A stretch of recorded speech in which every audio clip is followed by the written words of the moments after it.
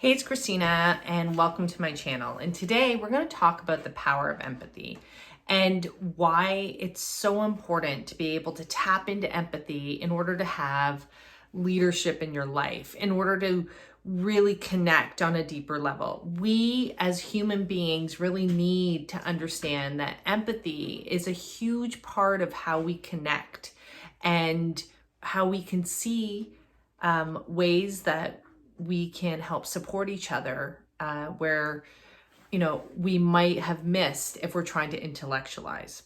So empathy for me is really a feeling game. I'll use a life example just to help you understand what I mean.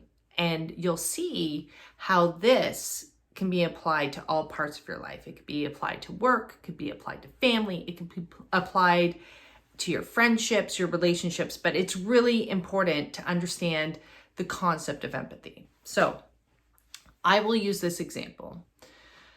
My personal example, when I was a younger girl, I was probably about 6 years old, and I was living with my mom, who was a single mom at the time, and she was not very well. She suffered from mental health issues, and it was at a time where mental health, there wasn't support. And I would still argue that there's a lot of opportunity for us to be supporting people on a deeper level. And that goes into the whole empathy discussion. But at that time, she had no support. And she had two young children. She had myself and my brother. And I was going to school and I was really unkept. I was neglected. And it was one of those things that I didn't even really understand at that point. I was just younger. I didn't have clean clothes. I didn't have food. I was in a place of being different because I wasn't cared for. And that's not anyone's fault per se.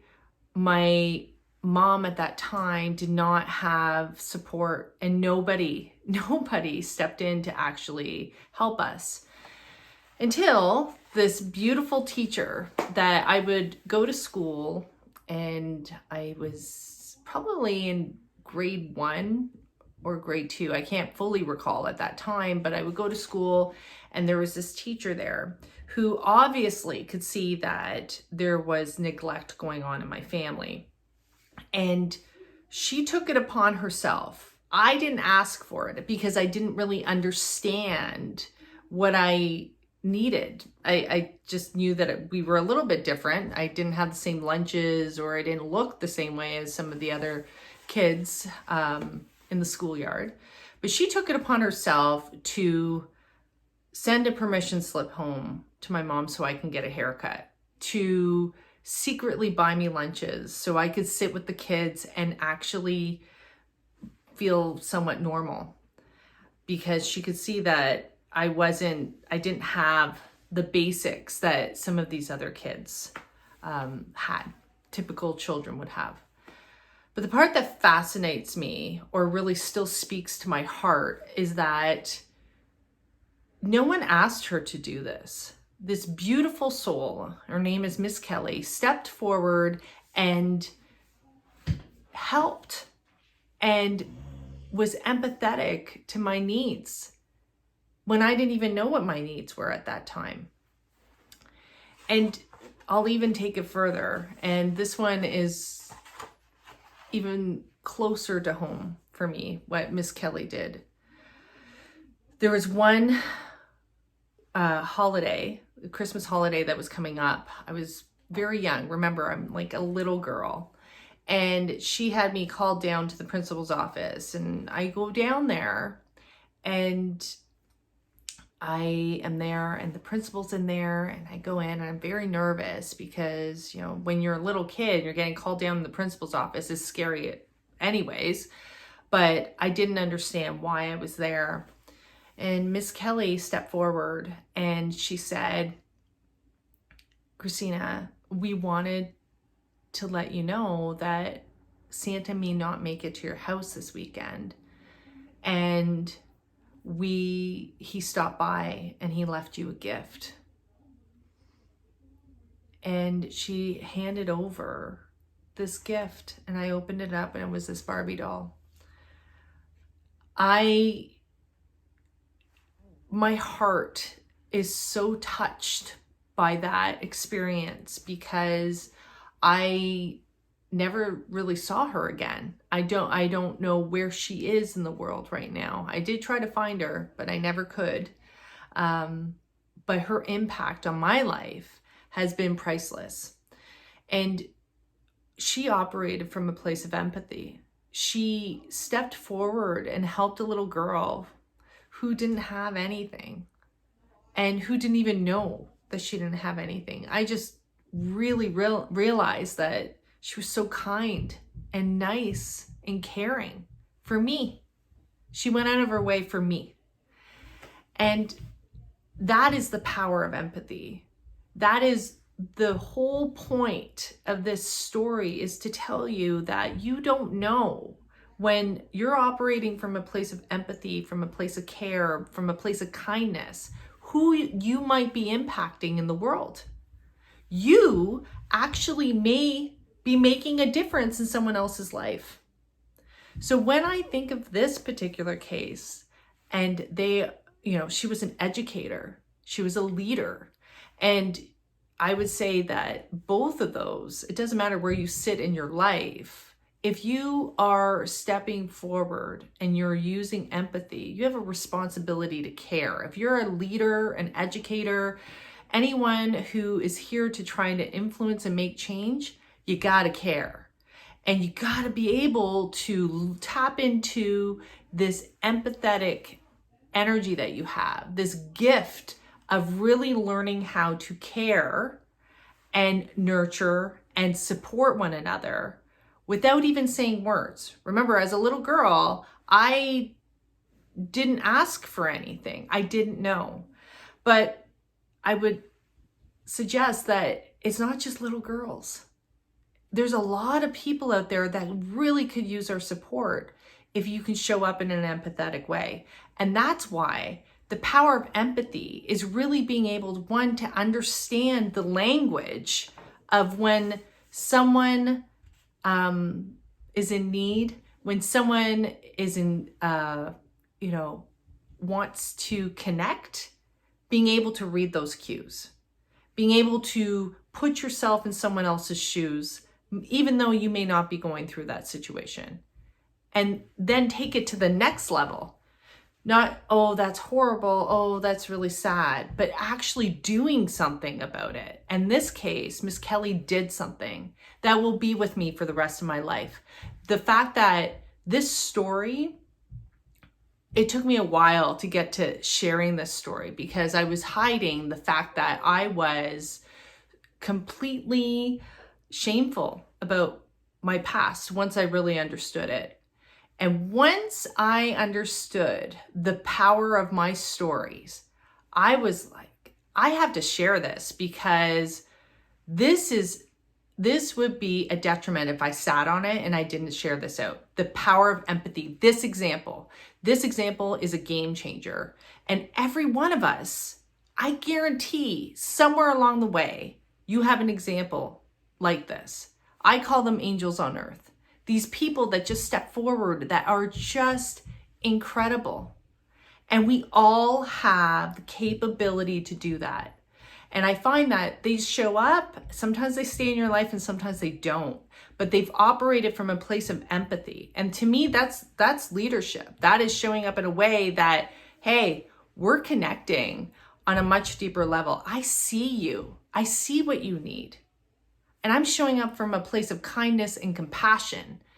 I am allowing my empathy, my gauge to be able to read how you feel to help support you. And with that being said, I'm going to leave you with 3 points that I really want you to think about when you're operating as a leader, as a mom, as a friend, as someone who goes into a room and you just have a feeling that something is just a little bit off. That's truly when you're really empathetic and you use that muscle quite a bit. I want you to use these 3 points. I want you to ask yourself, Am I leading with my heart? Am I leading with my heart? What does my heart say? Does this person need help or not? Does this person, do I feel that they're in need?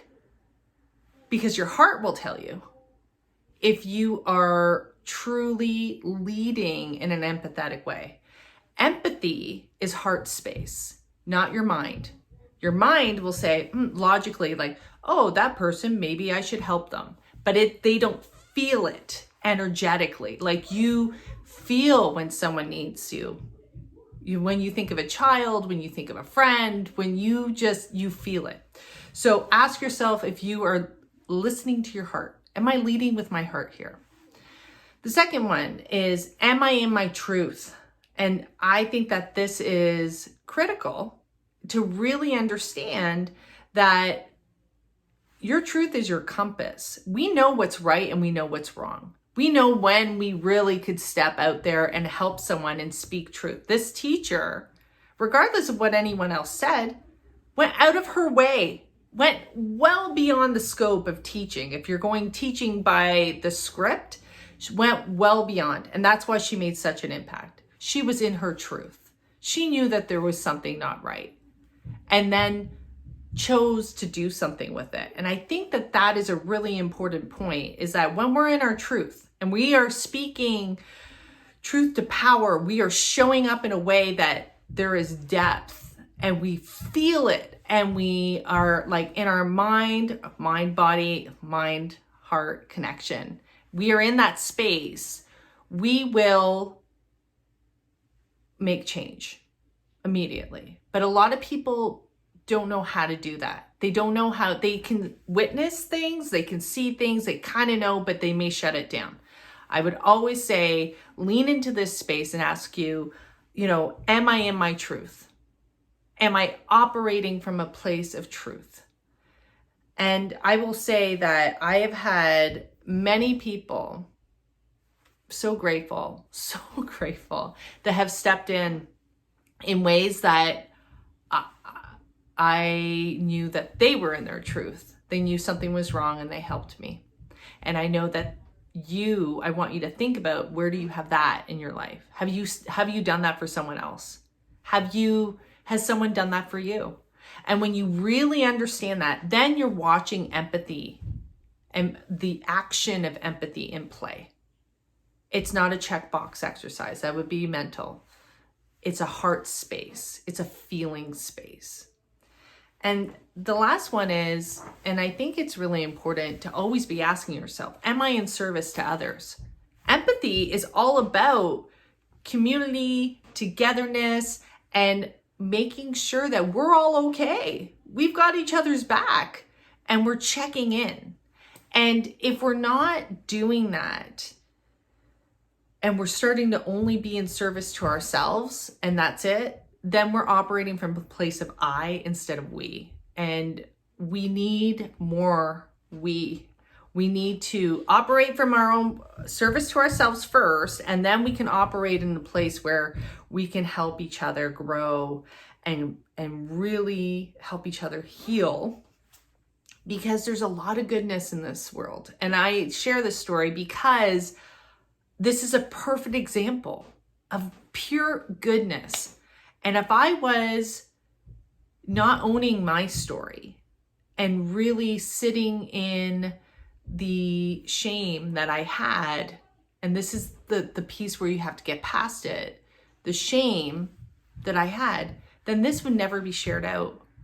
And this story could actually help leaders, it could help educators, it could help family members to really understand that you could be that person for someone else, or someone might do that for you one day. But that's all operating in empathetic space. And do you create that space? And do you operate in a way that you're always making sure that your heart is tapped in, tuned in, and helping provide some guidance here? Because as soon as we start turning our head, and soon as we start acting like, oh, well, that's their issue, that doesn't really matter, and they're hurting and you do nothing, then you're not operating from a true heart space. You're checkboxing exercises. You're putting conditions on it about what's working for you and what's not.